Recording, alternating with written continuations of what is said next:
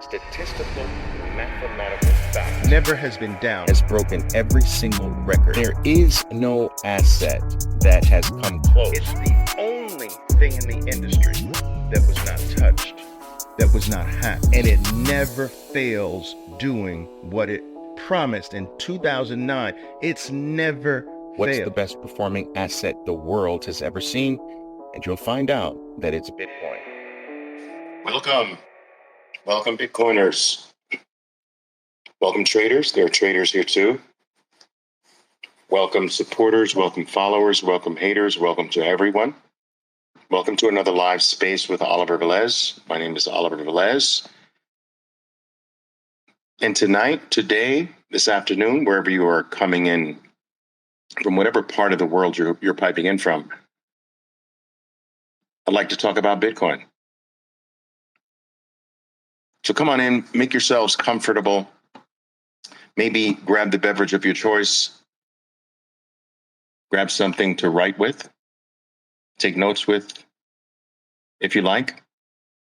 I do my very best to make our little discussions that we have here informative. I also attempt to really make whatever I share here, I try to make it what I call evergreen content. And what I mean by that is that it'll be universal in nature. It won't be so specifically tied to current events, which make the relevance of the information shared very short-lived. I try to talk about things that are everlasting, evergreen, and that will have value whether you come back to this talk a year from now or 10 years from now. And so for that reason, I do think that perhaps maybe taking some notes will serve us well. All right. I also want to make sure that for those of you who are experiencing one of my live talks for the first time, I think it's important for you to understand that I do not conduct the typical space session where I'm passing the mic and fumbling around with other people's sound issues and things of that nature. I feel and have always felt that the best manner in which I'm able to share the limited information that I have and the limited knowledge that I possess, I've always found that the best way for me to share that is in a monologue form. I'm certainly open to taking any questions that you have. I'll try to do some of that tonight. Don't be shy. There is nothing that is off limits here. Ask your question, and I'll do my best to answer. If I am not able to answer, because by no means do I claim to be a Bitcoin expert, but if I cannot answer in earnest, I will let you know that is above my pay grade at the current moment. But please, don't be shy. Ask your questions. All right. The last thing I want to mention before I delve into the topic today is that I know it's impossible for the vast majority of people who listen to these to catch them live. I think there's an extra element of excitement, a heightened degree of exhilaration when you can. But I know it's unrealistic for the vast majority of people to do that. So for that reason, each and every one of these talks do wind up on my Bitcoin podcast entitled Bitcoin Unleashed. I strongly encourage that you seek that out on Spotify, on Fountain app, on YouTube, where you can get the entire library of my talks on the topic of Bitcoin. You can earn some free sats on Fountain app, download that to your phone, search for Bitcoin Unleashed, and start earning sats for listening to my talks and anybody else's talks for that matter. I think that's really cool. Also in the Fountain app, I'm able to sort of carve out clips, small little segments of the long form talks that I have there to create more digestible clips. I don't necessarily do that on the other formats. So I do like that about the Fountain app. All right. So Bitcoin Unleashed, guys, go search that out for me. All right. Now, I didn't give any pre-notice for this, so I don't expect a large audience to be here. But again, the vast majority of people do listen to these things in a non-live format. So I'm not overly concerned with that. I labeled my thought today, my talk today, you can trust Bitcoin because no one has to be trusted. And that is going to be the crux of what I'm going to share with you today, that Bitcoin is a trustless system. It's the first trustless money, the first trustless monetary system that human beings have had the ability to access and participate in. And that is extraordinarily important. And by the end of my talk, I hope to have you thoroughly understand why a trustless system is so important and why it's actually so unique. But in order to go there, I think it's important for us to, right off the bat, go to the heart of Bitcoin's value. And even though we're 15 years into Bitcoin's existence, people still struggle with what's the value. And I think that this struggle comes from the fact that it is entirely ethereal in nature. It's digital in nature. It's not physical. It's not an object or a trinket that you can hold or touch or see with your physical senses. And for some reason today, even though the vast majority of our world has been dematerialized, humans still seem to, at large, have an issue with what they can't see, feel, touch, taste, or smell. And this is a very primitive tendency. Most things in our lives have already gone to a non-physical world, and they're there permanently. And we don't really question the value of these things. But money is the last thing to actually be sucked into that world. And for some reason, it's as if this primitive notion that something has to be able to be recognized by the five senses in order to have value is still maintained. But this is silly in a way, because if you think about it, most of the things that we hold the dearest in our existences today, they're not physical at all. The things that mean the most to us in our lives, you cannot touch, feel, taste, smell. You cannot experience the most valuable things in existence through the five senses, such as love or justice, peace, decency, honesty. You can experience the expression of honesty as an example, but you can't touch it. You can't point to where it is. It doesn't reside in a physical location. It doesn't have dimensions. And so some of the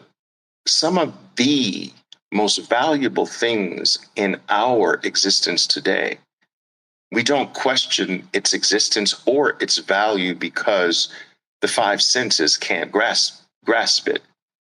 And this is naturally understood. There was a time in the history of the world where the vast majority of limbic human beings did honor powers that they considered to be over and beyond them, gods, if you will. And there was a time where most of what we as a human species regarded as more powerful than we are, more omnipotent, they were all physical. There were groups of people that worshiped the sun. There were groups of people that worshiped mountains and trees and rivers. There were groups of people that built statues and regarded them as deities, all encompassing, all powerful gods. In all of these things, we were able to see them, travel to them, touch them, feel them, taste them. Today, I would say that the vast majority of people on earth do look to a power that is over and beyond them, that they recognize that there must be something that is bigger than they are, some force, some power. The general word that's applied to that is God. And the vast majority of people today on earth do believe or worship in some way a God, something greater than themselves. And this God, for the vast majority of human beings, is not physical anymore. It can't be touched. Your concept of God can't be felt or experienced by the five senses. But the vast majority of people will tell you that they are pretty confident that it's real and it has value, all encompassing value for the most part. Even our gods have moved from the physical world that could be experienced by the five senses to a world that no longer can be perceived by the five senses. And we regard that thing that is moved there just as important, just as powerful, just as significant, if not more so, because it is now outside of the five senses. Our gods are no longer physical. I've spoken about this many times. Our email is no longer physical. Our photos are no longer physical. Our music is no longer physical. When's the last time you've held an album in your hands? Our movies are no longer physical. Most of our forms of entertainment,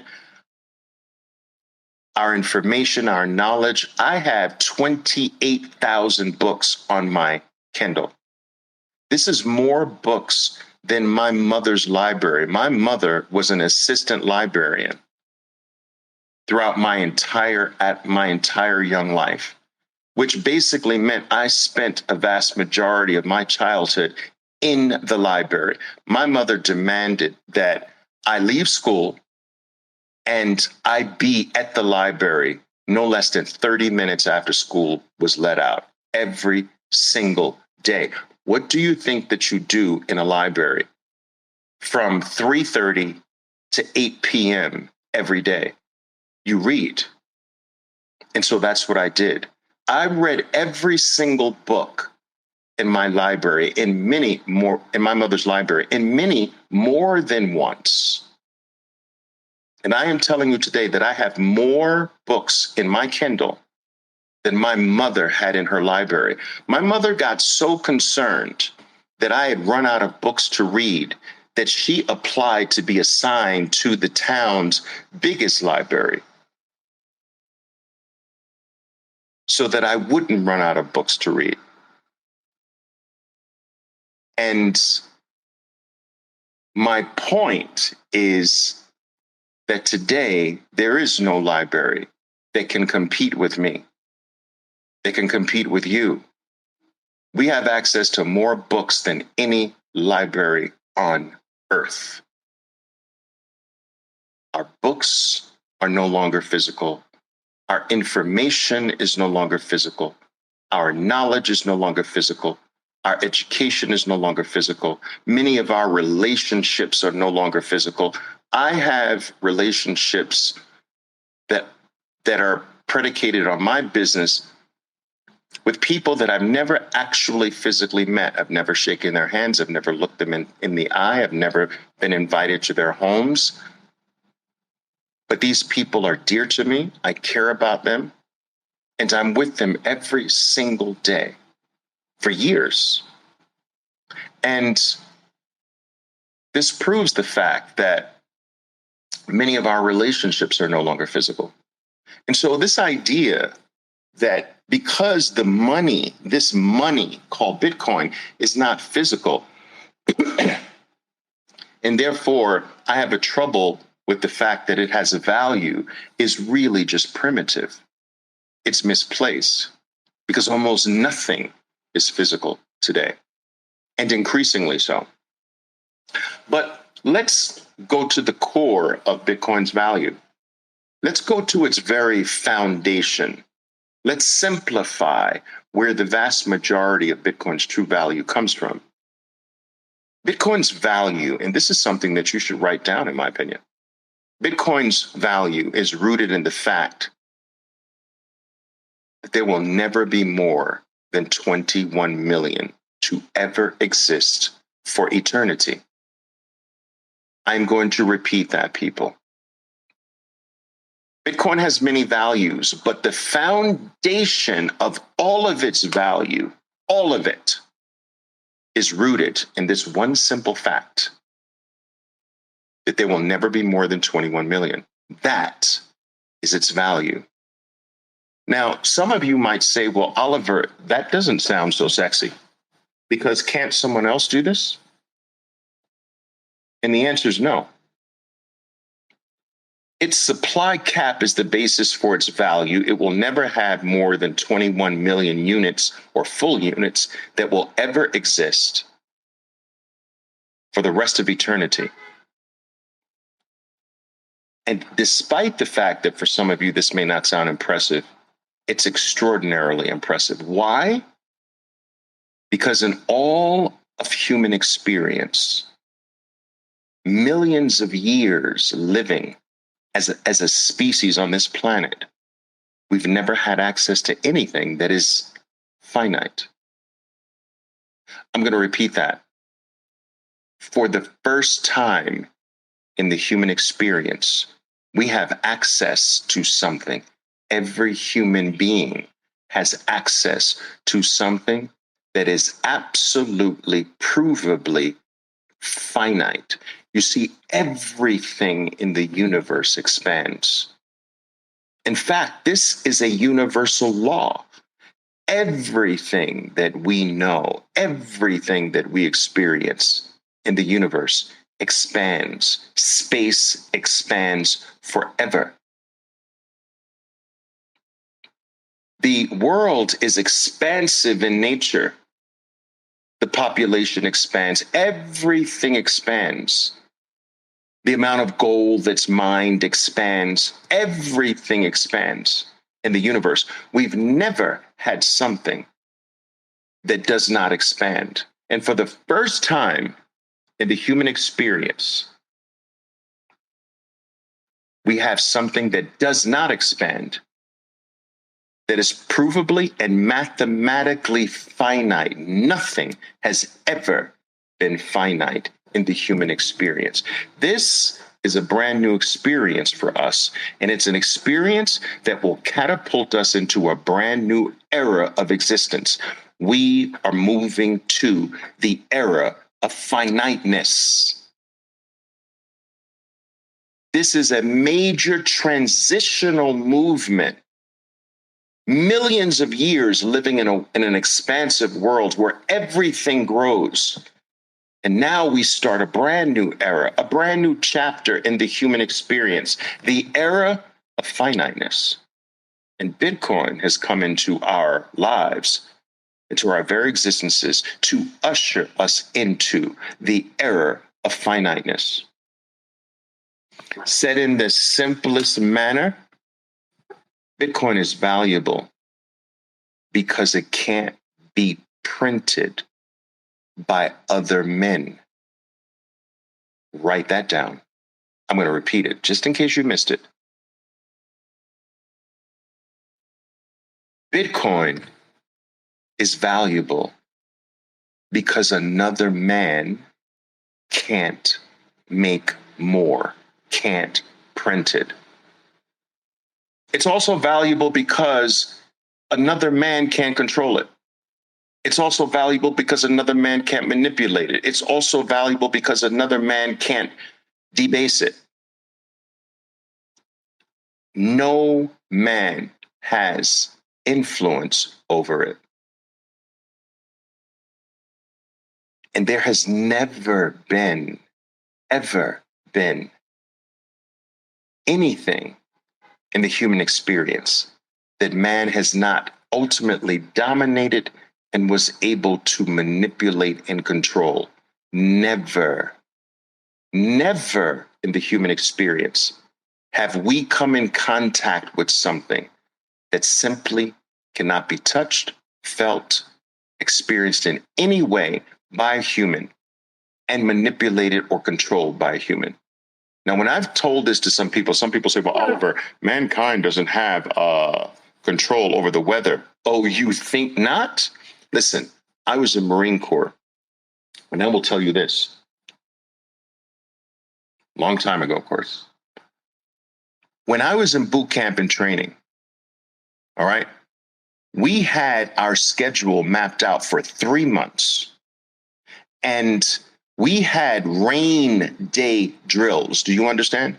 Rain day drills. Days where we had to train in the rain.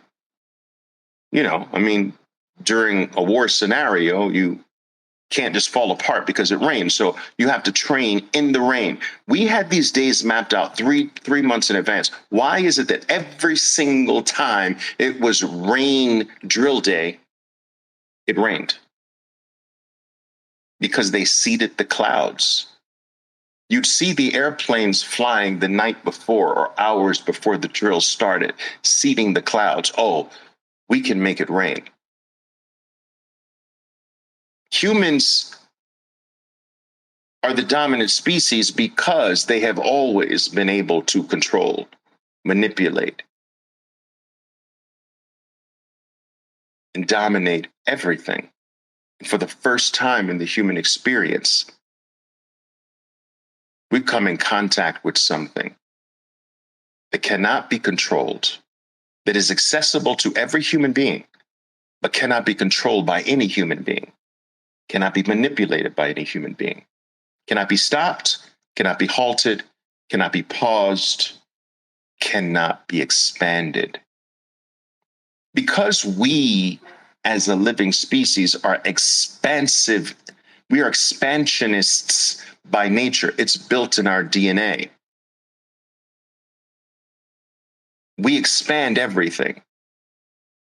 As a builder just builds and expands and continues to build. We are expansionists at heart. We expand everything that we get our hands on. And the only thing we can't do that to or with is Bitcoin.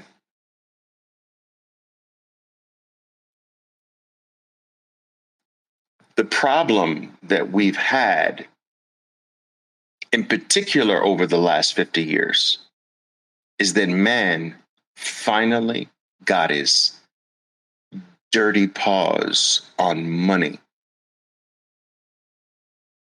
This is a major, serious problem. You see, for a very long time, man did not control money. Money came from God or from the universe.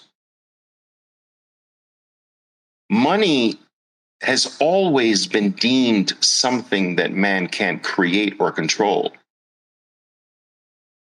We descended on things as money like gold. Gold is not created by man. Silver's not created by man. Tobacco, salt, seashells. You get my point. For millions upon millions of years, the people always chose a money that was not created by a man, that nothing created by a man could be deemed as money. Today, money is in the hands of men. The human species got its hands around the concept of money, and that is a serious problem because why? We are expansionists at heart, and all we're going to do forever now that man controls money is to expand its supply, is to expand it, to make more of it. That is who we are. That is what we do, and that will never change. The worst thing that could have ever happened was for money to be placed in the hands of a human being. Printing or expanding the money you work for is theft, people. It is theft of the highest order, and it is theft of the most valuable commodity you possess, your time. And it's flabbergasting to me. I am floored by how many people still don't get this concept. How is printing money stealing from me? And this is fundamentally rooted in the lack of knowledge about what money truly is. And that is not largely the fault of people. All over the world, we are not taught about money in school, and that is on purpose. Yet money makes the world go around. And so there is this fundamental misunderstanding about what money is. And because of this misunderstanding, most people don't understand that when a money is in the control of another man or a small group of other men, and they have the ability to expand the money supply, they have the ability to demand and coerce you to work for their money.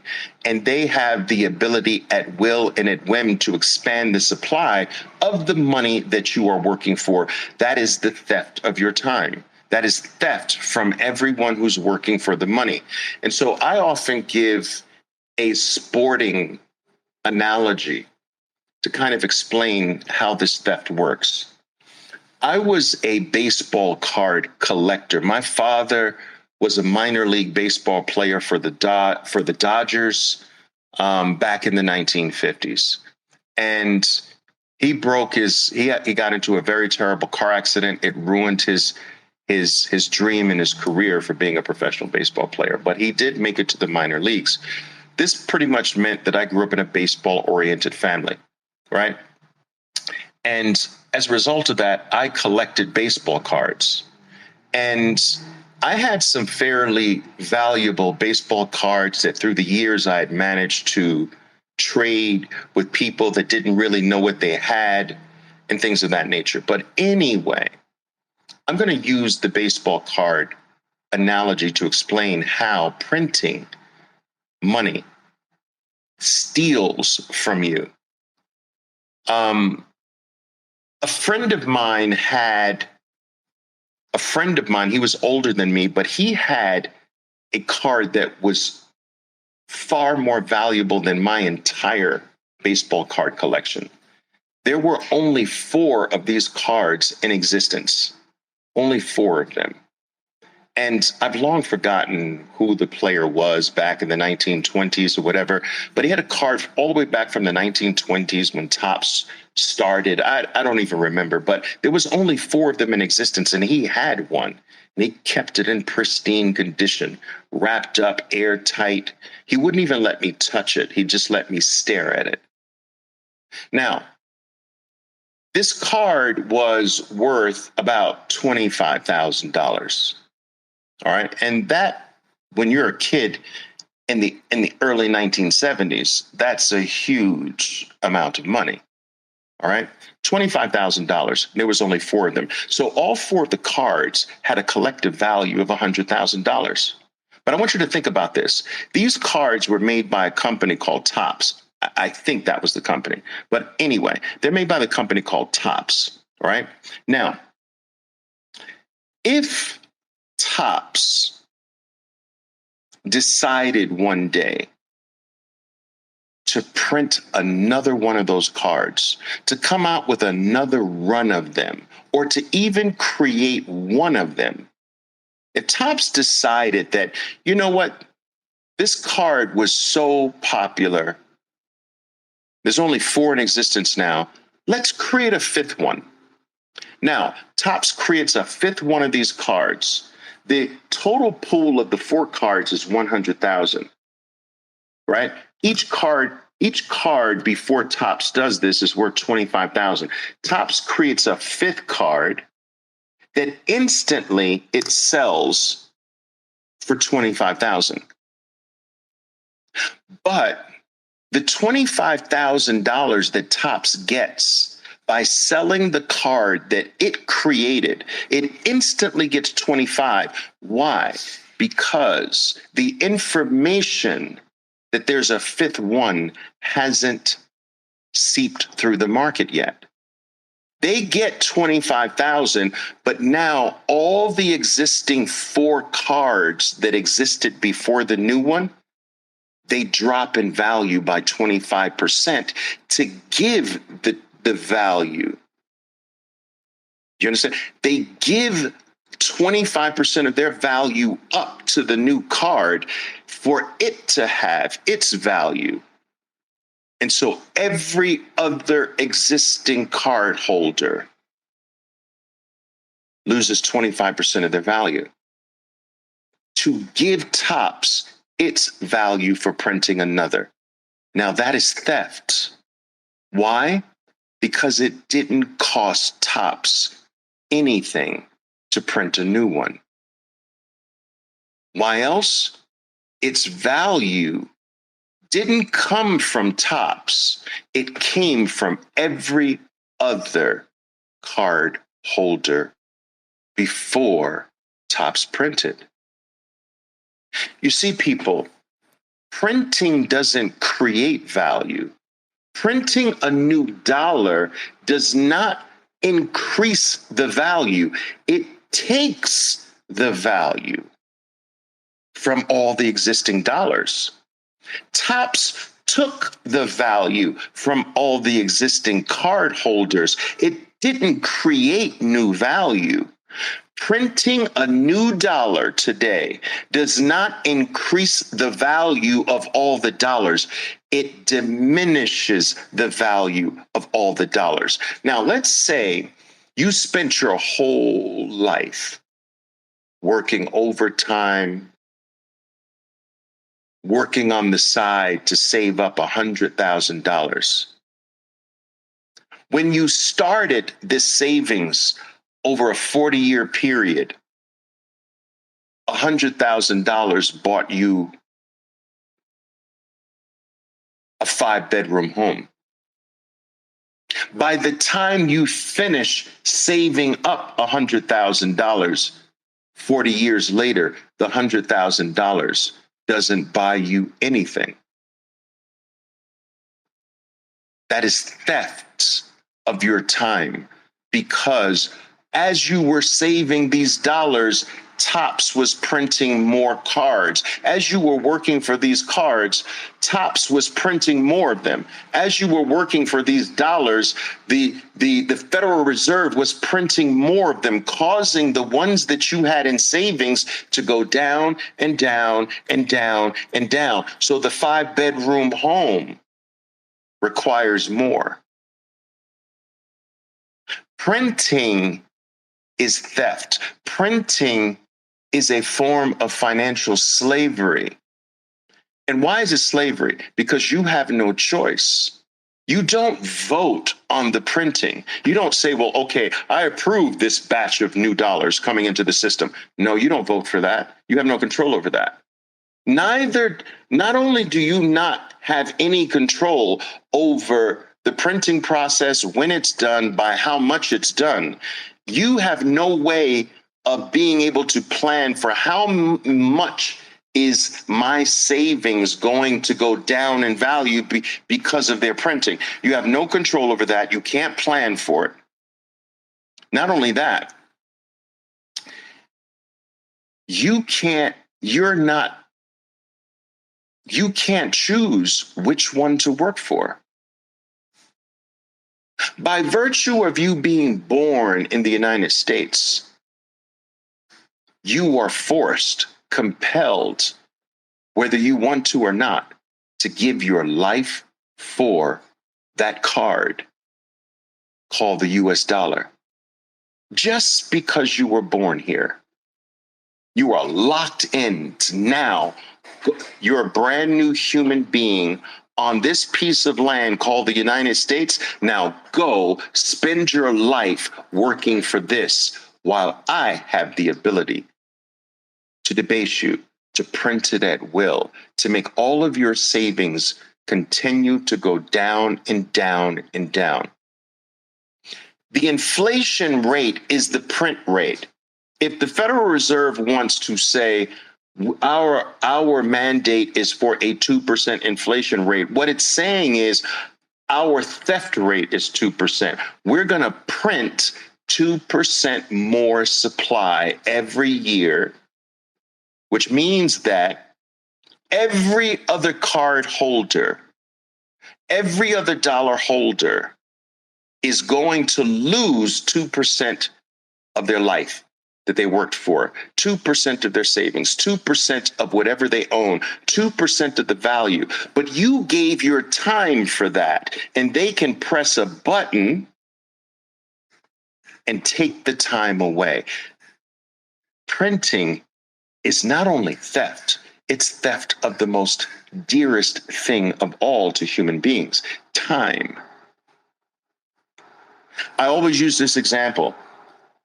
I know a Venezuelan professor who told me he's a professor in a university in Venezuela. This is not now. This was a number of years ago. He told me that, Oliver, I used to be able to work 3 hours, and the 3 hours of my pay earns me enough for a nice steak dinner and a glass of wine. 3 hours. I had to work 3 hours. And the amount of my pay for this 3 hours could afford me a steak dinner with a glass of wine. And he told me that now, today, I have to work 3 weeks for the same steak dinner and the same glass of wine. You see, people, that professor's time was stolen. He was whipped like a slave and said, I know that you used to work 3 hours for this, but now, whip, you're going to have to work 3 weeks and I'll give you this. And then later, you might have to work 5 weeks, whip, and I'll give you your steak dinner and a glass of wine. And the next time, if I feel like it, you might have to work 10 weeks, whip, for the same steak and a glass of wine. That's called inflation. It's a fancy word for theft. And theft of what? Theft of your time. You have no choice but to give your life to a card, to a coupon, to a piece of paper called the US dollar. Some of you have no choice but to give your life for a piece of paper called the yuan, the renminbi, the yen, the peso, the Turkish lira, the Canadian dollar, the Australian dollar. You don't have a choice. It's based on where you're born. It's based on the plantation that your slave parents had you on, because they were slaves too. And because you were born on this piece of land that is run by a small group of people that made their own baseball card, to use that analogy, they make their own money. They force you to work for that. But they're in control of the issuance of that money. They're in control of the supply. They're in control of the price, which means they're in control of your time. And if they want to make it 4% this year, they make it 4%. If they want to make it 2% this year of theft, we're going to only steal 2% from you this year. And they want to make it 9% the next year, they're going to steal 9% from your time, your value, your life. Time is the stuff that your life is made up of.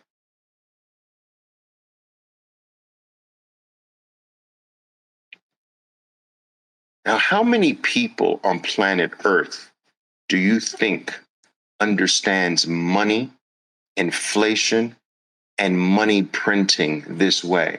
What percentage of the people walking around living their lives understand? How many understand exactly what we just covered here? Less than 1%.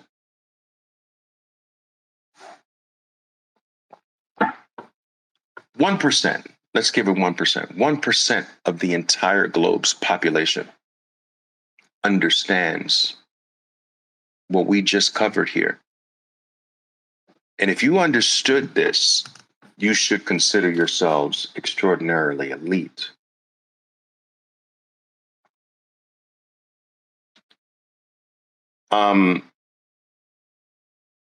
Rajat Soni, I don't even know if maybe he's even listening here.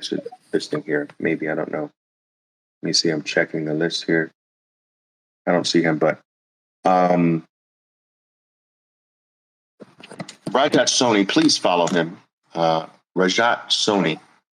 Anyway, he just posted some stats that I think are truly illuminating.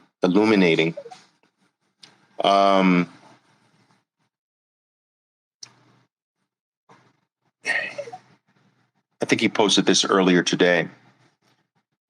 He says, when priced in Bitcoin, US dollars, when you price US dollars in Bitcoin, the US dollar has lost 99.27% of its value since November of 2015. Think about this number, guys. When you price US dollars in Bitcoin, so against Bitcoin, you lost 99.27%. So what this means is instead of holding Bitcoin, you're holding dollars. So let's just put it this way. Your friend holds $100 worth of Bitcoin. You hold $100 worth of dollars in November of 2015. So you both have equal value. One is in Bitcoin, one is in the dollar. You holding the dollar lost 99.27%. You lost 99.3% of your value against your friend. Your friend maintained its value. Your friend still has the $100. You have less than 1 penny of the $100. That's insane. He goes on to say, in the past 5 years, the US dollar has lost 92% of its value. Okay, so you retain 6 cents, since 6 cents of $6 of the $100 over 5 years. In the past year, this is in the past year, people, 1 year, the US dollar has lost 49% against Bitcoin, which means that if you kept $100 a year ago, you had $100 and someone else had $100 worth of Bitcoin. 1 year later, your $100, right, is $51 now in purchasing power. 51. From 100 to 51, the person with $100 in Bitcoin maintained $100 in value. This is the difference between something that can't be printed and something that is perpetually printed. A new baseball card every second of your existence depletes the value of all the other baseball cards. Your purchasing power is melting away, he says. He says your purchasing power is slowly melting away. That's slow. He needs to edit that.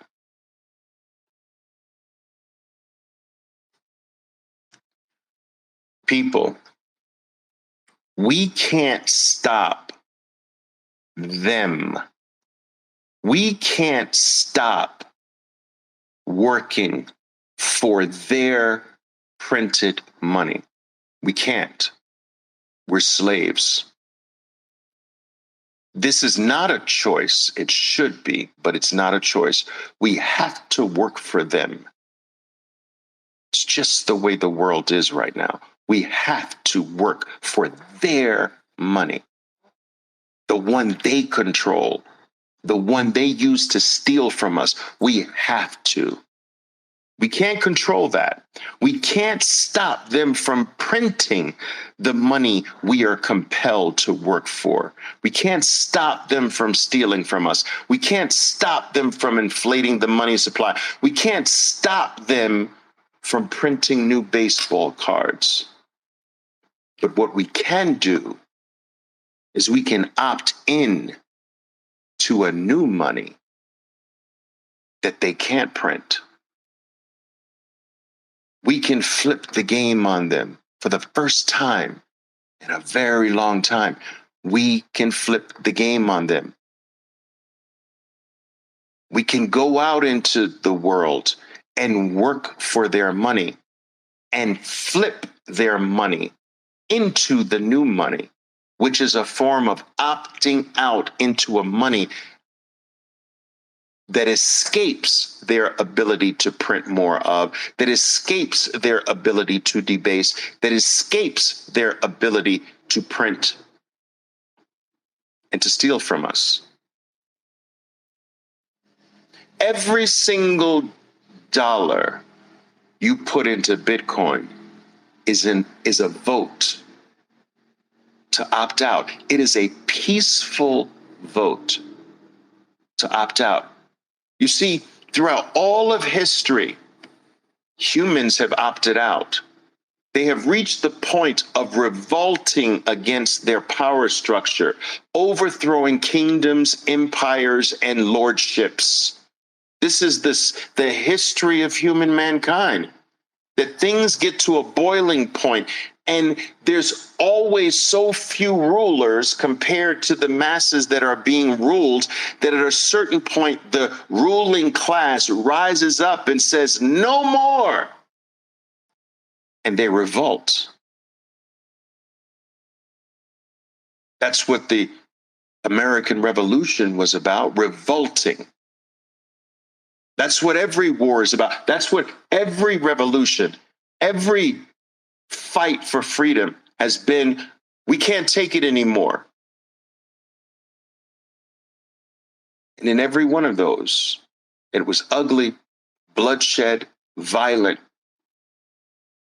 But for the first time, the human race, the masses, have a freedom opt-out option that requires no guns, that requires no war equipment, that requires no violence.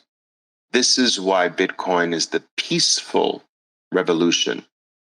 We go out in silence, in secret, and we work for their money, knowing that we're going to flip it into the money that escapes them, the money that they can't control. And this is our savior. This is our freedom from a system that will make us poorer every year until we die. That's what a 2% inflation rate mandate means. We're going to make you poorer by 2% or more every year of your life until you die, which means that your life won't get better. Your life will get 2% worse forever, and you will die like that. When you wake up and you see money for what it is, and you see this sin of human beings co-opting money as expansionist at heart, the root problem in that, when you understand that that is a mega problem for the world, that money's in the hands of human beings, irresponsible, untrustworthy human beings. And you understand that unless that's fixed, life is never going to get better. Human beings are the most unreliable thing in the universe. The sun is not unreliable. Do you understand? The earth rotates in a reliable fashion. Gravity, these laws like gravity works reliably. It's the human being that is the unreliable thing in the whole universe. And because the human is unreliable, everything, you cannot trust the human. You can't trust human beings, period.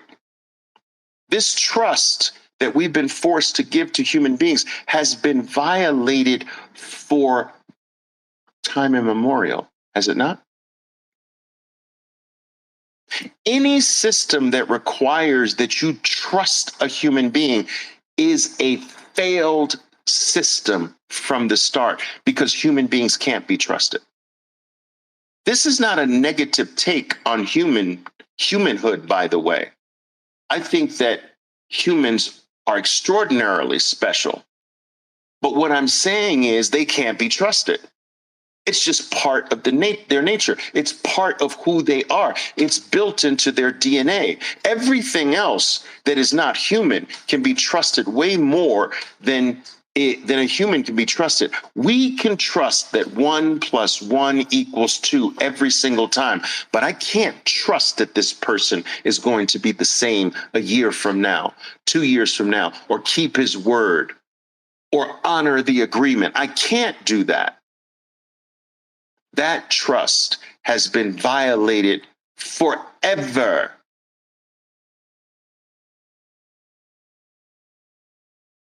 And this is why I have labeled this talk this way. You can trust Bitcoin because no one has to be trusted. You see, Bitcoin is not run by a human. Bitcoin is not controlled by human beings. Its monetary policy is not run by human beings. Its issuance rate is not determined by human beings. The blocks that come into existence set on a specific schedule. No human being, no single human being or group of human beings can alter that, change that, influence that in any way. Bitcoin's monetary policy is laid out in advance for us to see, to look at, all the way out to the year 2140. It is available to every single human being. It's accessible by every single human being on Earth, and it requires no approval, no permission. I can send Bitcoin to anyone on Earth, and no one can stop me, nor can anyone stop that person from receiving it. There can be no one that can intercept that value transfer, stop it, halt it, pause it. There's no human power on Earth that can stop that.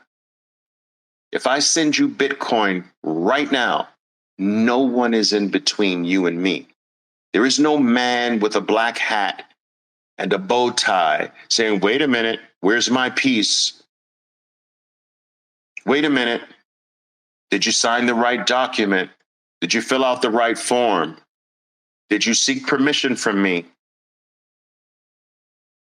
Do you realize that today, without Bitcoin, you need permission to send money to someone?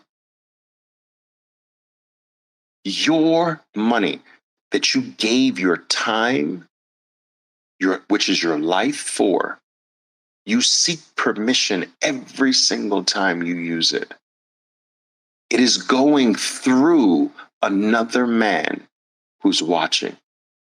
And if that other man does not like what you're doing with the money that you worked for, that other man can stop it, can eliminate you, can shut you down. You can't send anyone on planet Earth money without another man's permission, whether you are using PayPal, that's their permission. Cash App, Venmo, Chase, it doesn't matter. You're going through some other man who's always watching. With Bitcoin, there is no other man in the equation. There's no human being there. They can stop it, pause it, halt it in any way.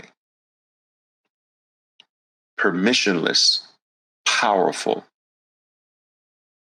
and therefore eternal.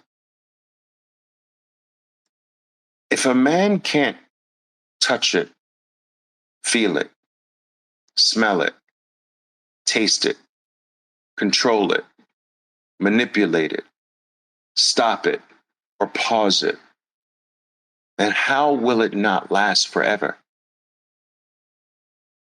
You see, it's only the things that men control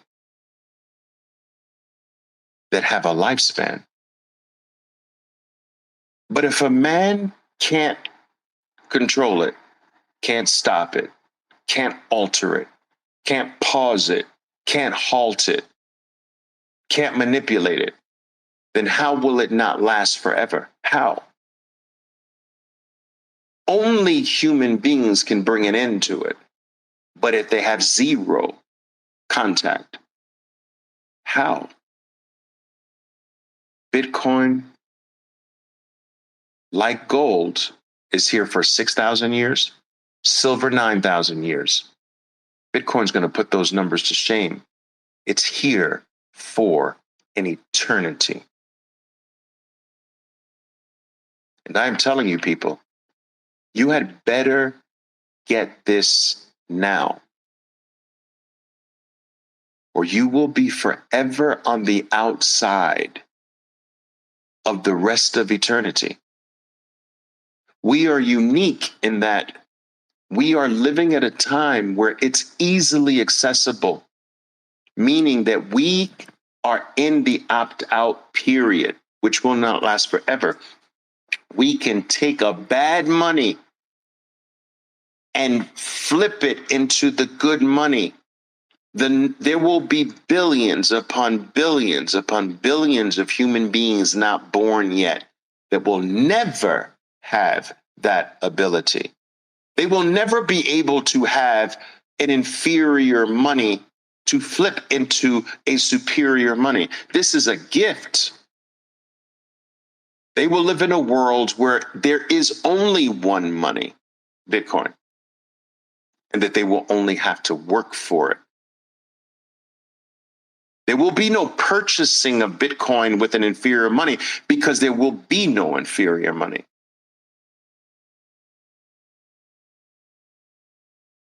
There will only be Bitcoin. And if you think that, and if you can't imagine a world where only Bitcoin exists as money, then you just simply don't know basic financial laws. Tyr's law tells you, go look it up, that good money will always drive out the bad money. There are more bad monies in the cemetery than there are monies that exist today. They're all going to the cemetery except one, Bitcoin. The strongest money in the world, the strongest money in the world, people, is the US dollar. And Rajat told us the strongest money lost 99.3% of its value against Bitcoin. Bitcoin is driving it out of existence since 2015. 99.3% in the last 5 years, 92% in the last year, 49%. What's happening? It's happening in front of your faces. The good money is driving out all the bad monies.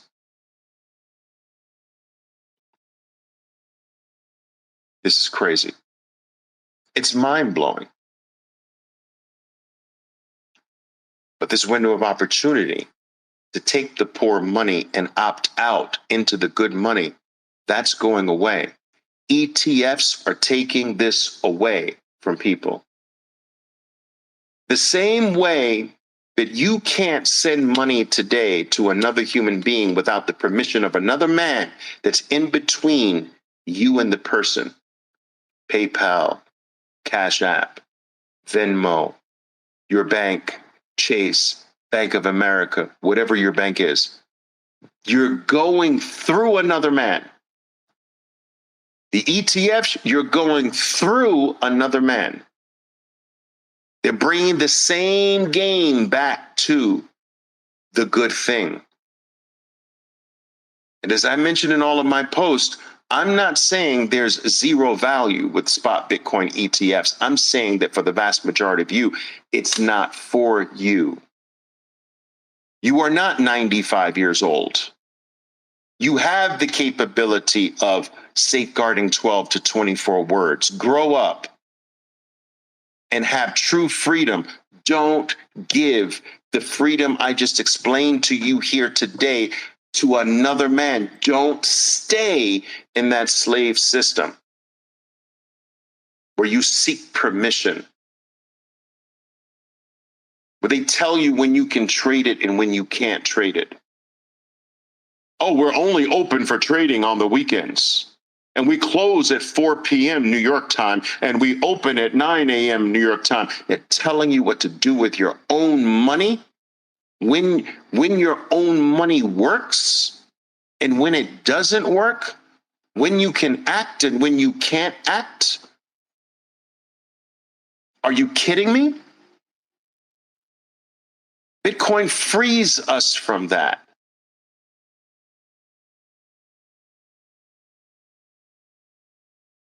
Let's not be a slave your whole life when freedom is staring you in the face. All right, guys, that's my talk here for today. I hope it was informative. Sometimes I ramble on, guys. I don't do much preparation for these, so I go from point to point. I hope I didn't misconstrue the message. I hope you got what I was trying to deliver for you. I hope you picked up at least a portion of what I was trying to lay down for you. I want to quickly see if I have any questions here. Rajit, so let me do this, guys. I am going to post Rajat's. He's a great account to follow, truly. What I'm going to do right now so that you make sure that you follow him, I'm going to share his post. Okay, I'm going to share his post, repost, boom. I just reposted what I just read from Rajat Soni. But get ready, guys. If you're already orange pilled, Rajat's going to orange pill you more. And if you're not, the next time we see you, you're probably going to have a bunch of orange pills in your mouth. You won't be able to talk. You'll be all blah, blah, blah, blah. And I say, I understand you were orange pilled. I understand. You don't have to struggle. Don't talk. We get it. All right. Let me see if there are any other questions here.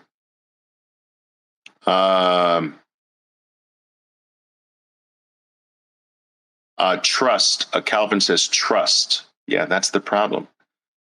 He says, citing the best examples, look no further than world governments that seize your property and wealth. Yeah, like, guys, you know, what's really interesting here, and Calvin's inciting this for me. I don't know how many of you have read up on the collapse of the Weimar Republic. It was one of the most unprecedented collapses in history. And I studied this period and looked into the causes for the collapse. And one of the things that I always struggled with was how In Germany, the people of means and wealth had the ability to escape the collapse, to escape the wipeout of an entire nation. They had the wherewithal to leave because they knew many years in advance that it was coming. You see, the collapse of the Weimar Republic, it was gradual at first and then suddenly. But many people saw the signs. They weren't stupid.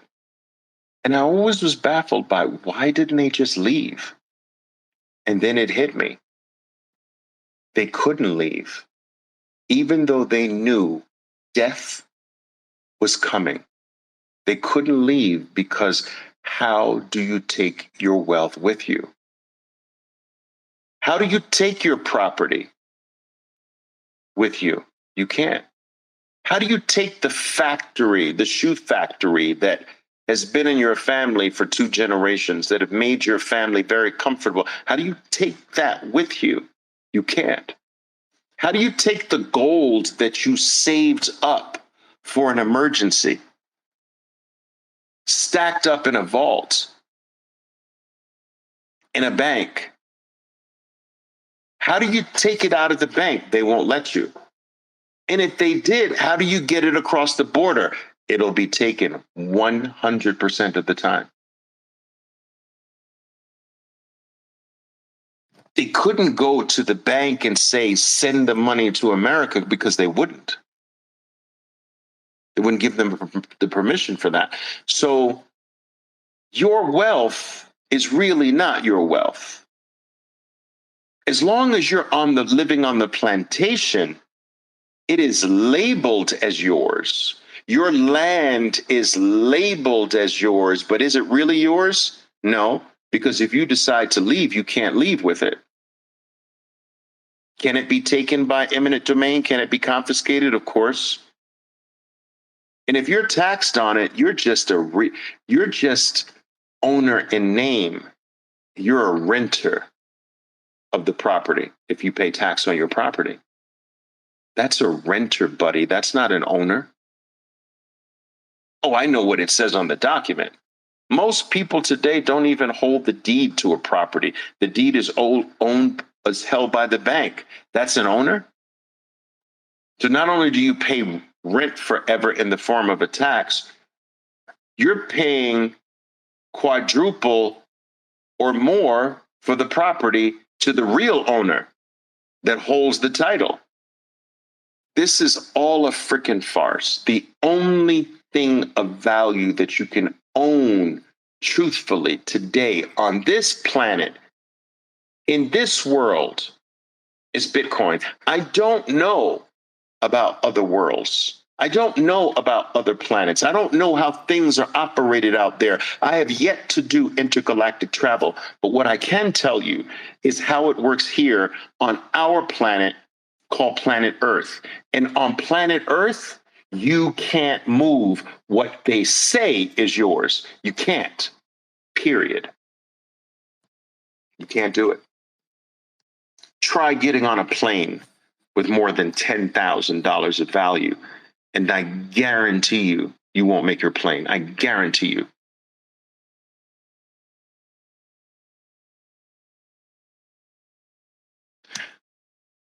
But as long as things are structured in a way where most people don't have a lot to move anyway, it stops being a problem. If we can make sure that the masses never really rise too high, we won't have this problem of people wanting to leave. If we can make sure that the ceiling is relatively low, oh yeah, a few here and there can pop out of our little low ceiling, but it's about keeping the majority under the ceiling. And if we can make them comfortable under this ceiling, we're going to stay in power and run this show forever. We'll give them their entertainment on the weekends in the form of sports. We'll pass 90% of our bills during these sporting events over the weekend. We'll sign into law most of the laws when everyone's distracted by the Super Bowl and the World Series and the NBA championships. That's when most laws are passed, right? If we can keep them fighting amongst themselves, they won't fight us. If we can pit male against female, they won't be pit against us. If we can then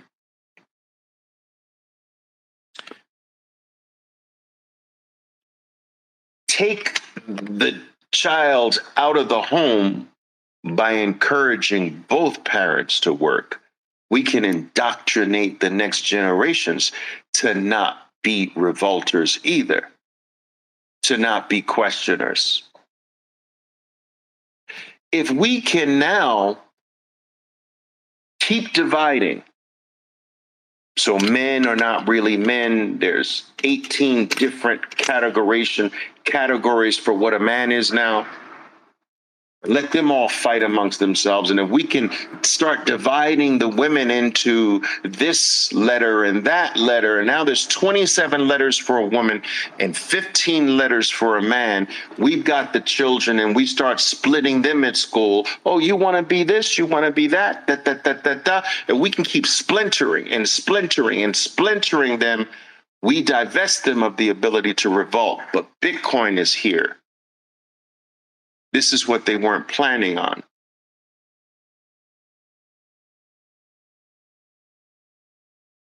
It's the only out we have.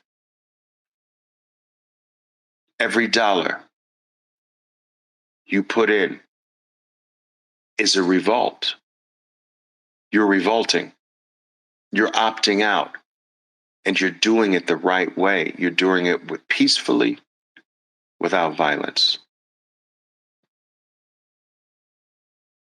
Wow.